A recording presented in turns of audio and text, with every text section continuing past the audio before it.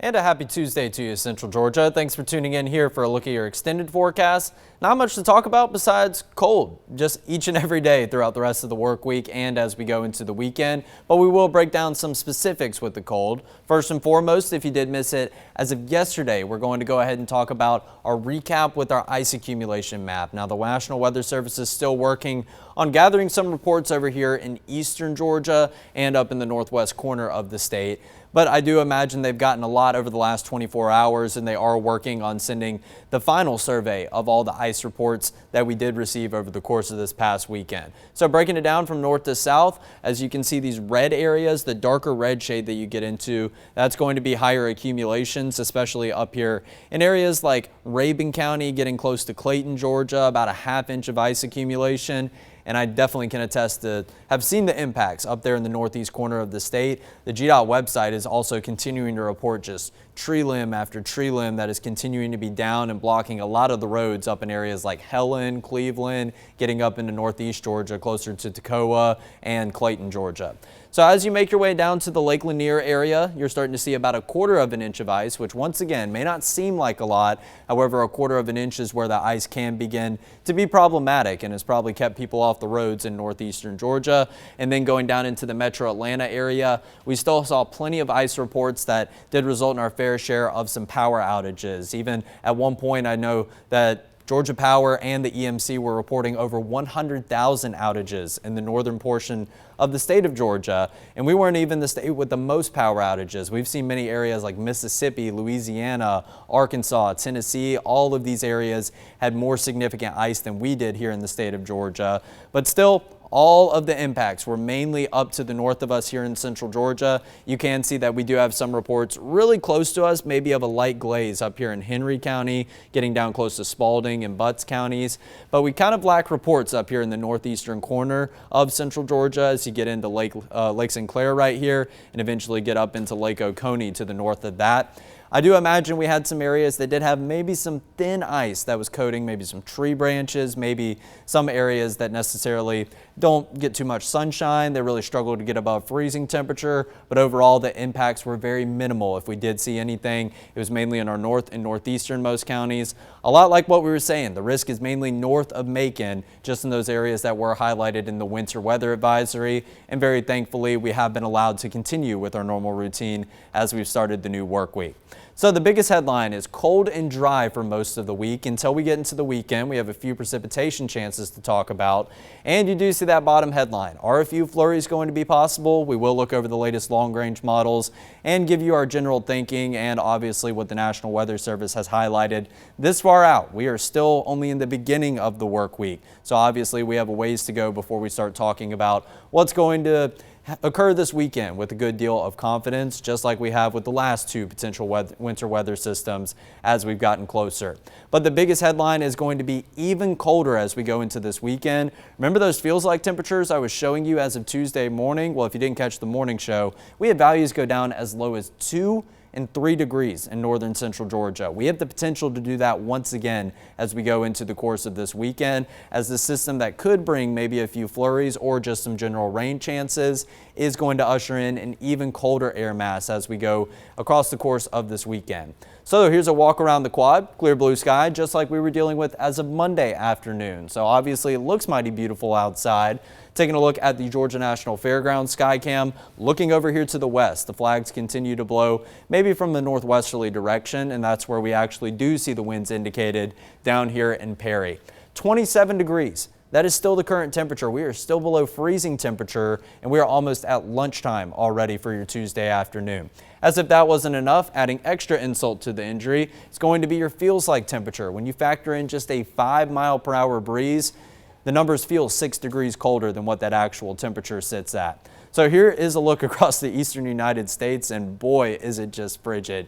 You're not even seeing any of those yellow or orange shaded areas down in Florida. This frontal boundary attached to this winter storm system has made cold air go all the way down into areas of the Florida Peninsula, you know it's a very cold environment in the United States when 43 is popping up down in Orlando, 37 in Jacksonville, 36 in Panama City, and 37s across the trio of Laredo, Houston, and getting into New Orleans. Up to the north of us, actually pretty similar temperatures to what we do see here in central Georgia. 25 in Nashville, 26 up in Charlotte, another 26 in Virginia Beach, and it is still very frigid up in the mid-Atlantic and the New England portions of the country, which in fact are still holding on to some snow showers, believe it or not. Current temperature is down here in the southeast corner of the United States. 28 in Macon, matching the number up in Atlanta, up in Athens, a little bit colder in Columbus, Montgomery, up into Rome. 26 looks like one of the lowest numbers I can spot. 24 up there in upstate South Carolina in Greenville.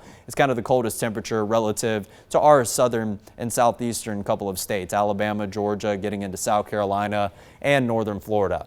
So across our temperature map here in central Georgia, would you believe me that our temperatures were about 10 degrees colder than this as we went into this morning? The lowest temperature that I actually saw, that's just your general air temperature, was around 16 degrees. So we have seen an increase into the upper 20s, some areas already above the 30-degree mark, 32 degrees at the warmest. So freezing temperature is the warmest temperature value here at 11 a.m.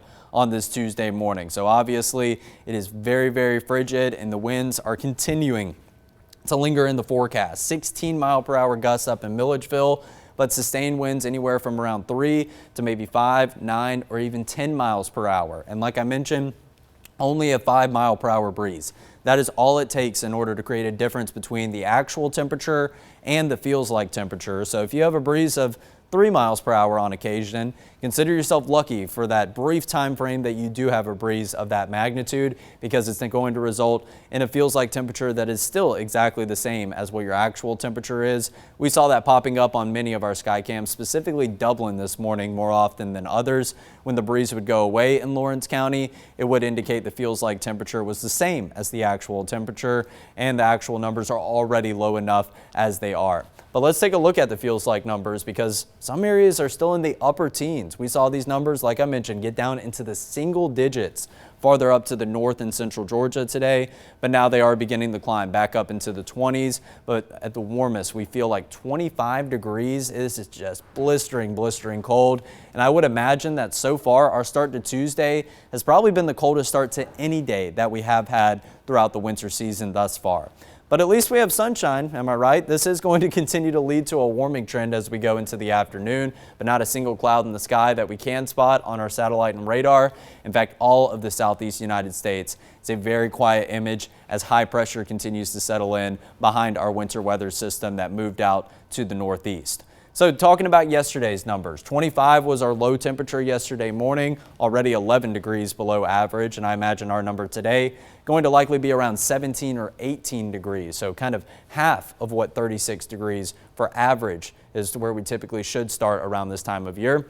46 degrees, 14 degrees below average of 60 degrees for this time of year. So obviously we got nowhere close to our record high of 81 degrees set back in 1950. I definitely think we could use a little bit of that. Obviously when we had the warmer weather, we were wishing it would feel a little bit more like the winter time, but now getting as blistering cold as we are currently, the 70s and the 80s, they don't sound too shabby as of right now.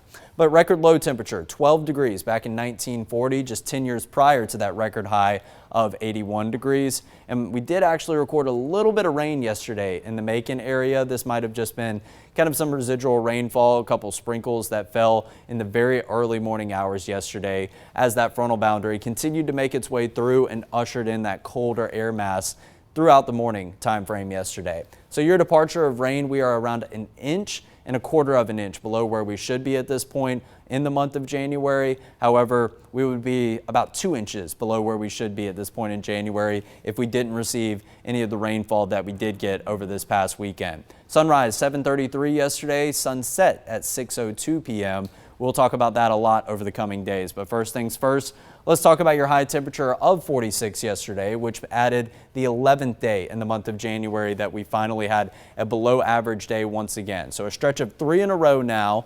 And for the month of January as a whole, yes, we still have more days that have been above average as compared to below average. But we have, let's see, the 27th today, the 28th on Wednesday, 29th on Thursday, 30th and 31st. So we'll go all the way through the rest of this week and into the weekend, and all these days are going to be below average. So we're going to add 5 more tallies to this below average tally of 11, and that's going to put us 1 above the number of above average days that we've seen for your high temperature in January. So while we did start it out on a very warm note, like I mentioned, some 70s and some 80s that we did record just about 3 weeks ago in time, we are flipping the script completely, and that we are ending the month of January on a very cold note, so actually feeling like winter for a change.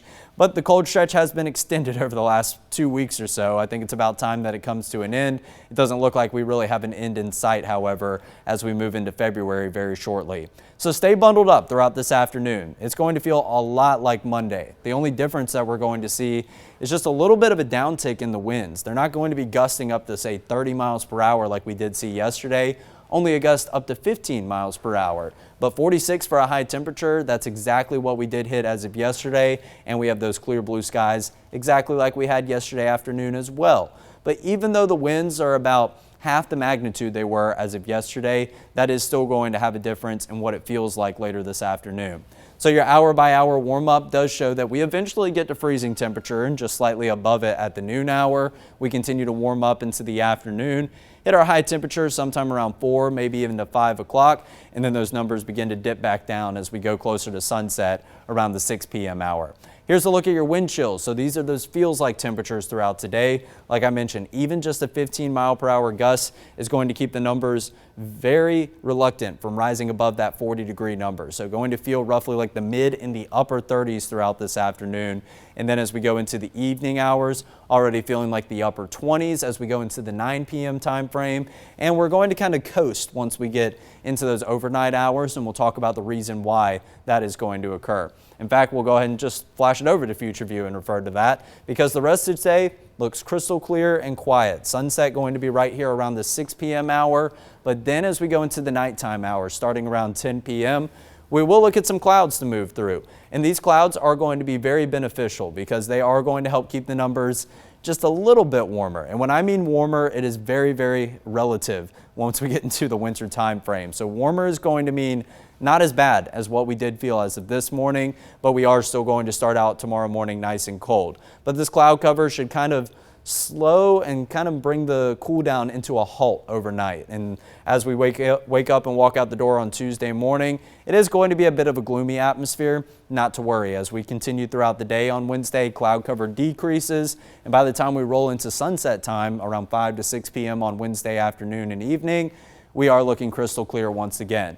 So I anticipate that Thursday morning might see some slightly colder numbers than what we do see as of Wednesday morning. But then as we go into Thursday afternoon, we look at some cloud cover to creep back into the forecast. But it does look like it kind of starts out as high, thin level clouds. So I'm not sure if it's really going to halt the warm up as we go throughout the day on Thursday afternoon. But by the time we wrap up your Thursday, it should be a bit of a gloomy end to the day.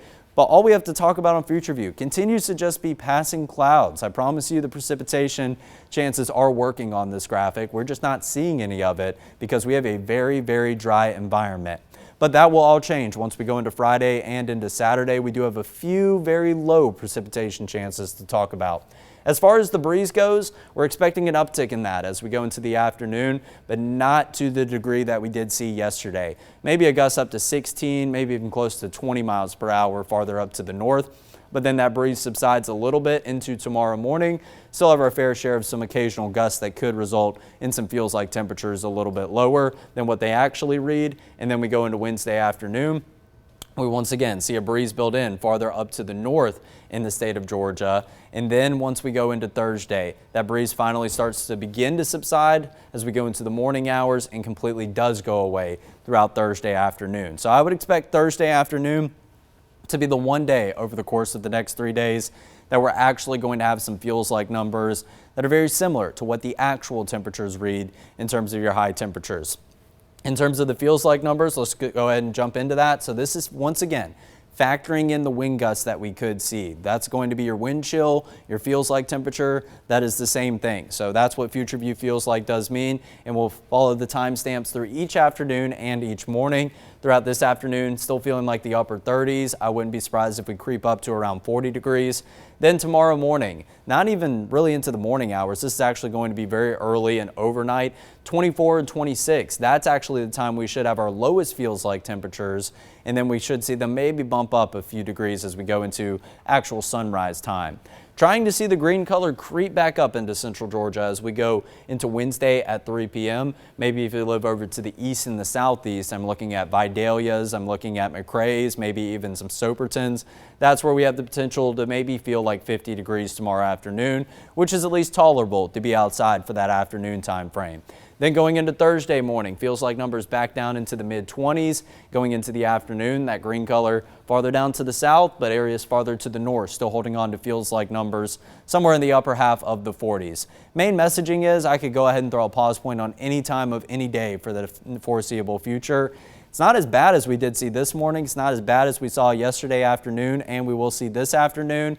However, it is still going to be cold, so make sure that you are continuing to bundle up, but it will be at least a little more suitable to spend some time outdoors with high temperatures near 50 degrees on Wednesday and Thursday afternoons. Just make sure you have the layering, make sure you have the beanie cap. We're not going to have as gusty of winds as we did have on Monday afternoon as well, so that is going to be a very good thing.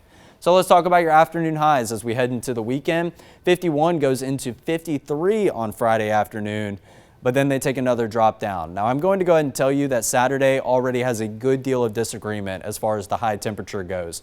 We have some models calling for actually some mid-30s for high temperatures, but then we have some models that are calling for maybe some mid-40s. So I kind of went with the more of a middle ground high temperature. Nonetheless, it is going to be colder than what we see on Wednesday, Thursday, and Friday as we go into your Saturday afternoon. It's just a matter of how much, and that is going to be very important, especially surrounding our precipitation chances. So 17 was the morning low for the actual temperature this morning. We had a couple areas that got down to 16 degrees, but I think Macon will register a 17-degree mark. Then 27, 25, 28, numbers that are a little bit closer to average, but still below average. So that's what I mean. Yes, it'll feel a little bit more tolerable, but it is still going to be cold. It is still going to be below average. So obviously make sure that you continue to wear your favorite hoodie, whatever warm layers that you do have as you walk out the door each and every morning. And these numbers, going to be below freezing temperature, below 32 degrees. So it's going to be important that you take those proper precautions to protect those pipes, protect your plants, protect your pets, all the 4 Ps and people. Make sure that you are protecting yourself in order of dressing warm as you do go outside each and every day. Crank up the car a little bit ahead of time before you have to head out and about. Cranking up the heat all the way for just a couple of minutes will make it much easier to hop in the car and start driving down the road. I can attest to that. I started up the car about 15 minutes early this morning before getting in, and I felt mighty fine instead of being shivering on those first 5 minutes of the drive until the heat does officially crank up. But we do see the numbers go back down between Friday and into Saturday. And like I mentioned, each of the next 5 mornings forecasted to go below that 32-degree mark. In fact, that continues to be the case into Sunday morning and into Monday morning, where we could be forecasting some more numbers like what you saw as of this morning. So we are looking at another cool down to be in store as we go across the course of this weekend. And if any precipitation chances try to line up with that overnight and early morning time frame, I think that's the window where they could be below that 32-degree mark. But let's take a look at what the long-range models do have. A few splotchy showers throughout your Friday afternoon. Once again, Friday afternoon forecasted actually be the warmest day that we do have ahead, with high temperatures in the low 50s. So anything that comes in the way of the second half of your Friday, obviously 10 p.m. the numbers will begin to cool down, but I don't think they'll cool down maybe as much as we could see in light of the cloudy skies that we continue to have present. But 10 p.m. I imagine this is still going to be of the rain variety. It's a matter of what time some precipitation comes into the picture on Saturday that could result in maybe something of the frozen nature. Now, this is just showing you the precipitation rate according to the GFS and the Euro. This is just a really good depiction about how heavy of whatever form of precipitation is continuing to fall. So if you have a lighter green wind shade, that's going to indicate a lighter precipitation rate, more so some light showers, maybe even some steady showers as you start to get into the dark green. But once you start to flash up some yellows, some oranges, maybe even some reds like you see here in some pockets off the Atlantic coast, that's going to be some heavier showers or some heavier rates of precipitation or even some heavy snow showers if that is of the frozen nature. But what we see happening over the course of the end of this week is actually going to take place down on the Gulf Coast of Texas. This is going to be a low pressure center that establishes itself, and it moves all the way across the Gulf, and it goes all the way across the Florida Peninsula. So this low pressure system is looking to cross us down to the south. Now, how far north that low pressure system treks up is going to be very influential for our forecast. But right now it's forecasted across the peninsula of Florida, like the central Florida area, Tampa, talking Ocala, maybe even down to the Orlando and Cape Canaveral area. And then it's going to cross over into the Atlantic Ocean. But once it does that, it's going to take a turn up to the north, and it is going to ride up the eastern seaboard of the United States. So that's what you see all out here, this mess over to the east of South and North Carolina. And a little bit of that moisture could wrap back around, and it could start to creep into eastern Georgia as we go sometime into Saturday. But areas of eastern Georgia, I'm going to go ahead and preface that right now, you have the best chance of seeing anything in the way of precipitation or maybe something of the winter weather nature as we go into this weekend, because you will be closer to the center of this low pressure, and the closer you are to that center of low pressure, there is going to be a whole lot more moisture in your forecast. But it does look like Saturday is that main window that we could see anything in the way of rain, anything in the way of wintry weather. Then we go into Sunday, looks like things clear out as that low pressure system continues to ride up the Atlantic coast.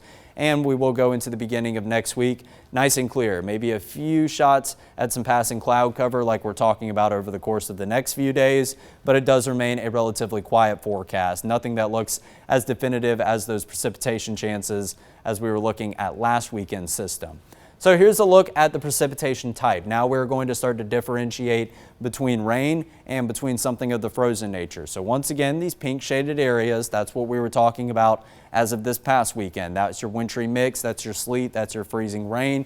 And then you start to get into kind of the purple and white colors, and that is going to indicate your steady snowfall. So that cluster that moves through maybe as early as Friday night, it is looking to be of the rain variety like we were talking about. High temperatures on Friday afternoon going to be in the low 50s as we go into the evening hours. Yes, they are going to begin to cool down, but they're very likely going to be somewhere in the 40s. They won't have had too much time to cool down. It would be more so the early morning hours that we would have the time frame for maybe something of the frozen nature.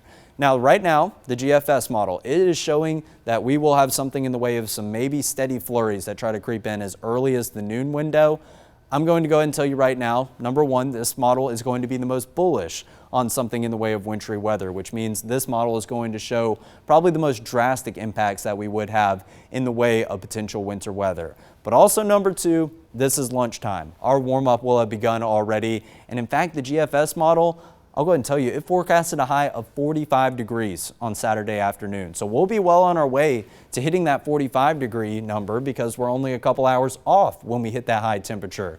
So I don't anticipate the numbers to be somewhere below freezing temperature going into the noon hour on Saturday, but obviously either the model run is getting something wrong or at least the numbers are going to be incorrect. But that's the timing according to this GFS model, and it's saying that East Central Georgia, Northeast Central Georgia has the potential for maybe a few hours of some steady flurries. If this scenario plays out, it's going to be a very light dusting of snow. Maybe some very, very, very, very minor accumulations that aren't resulting in any impacts. That is looking like the best case scenario and kind of the upper end for the chances of anything in the way of wintry weather. As we go overnight into early Sunday morning when our temperatures are going to be very cold, and you can see South Carolina and North Carolina, their numbers are very cold as well. That's why they have a much better chance of seeing something in the form of wintry weather throughout this weekend. But we are just on the edge of where that moisture is going to be on the westernmost end. So obviously going over to the east, that's where that low pressure center is.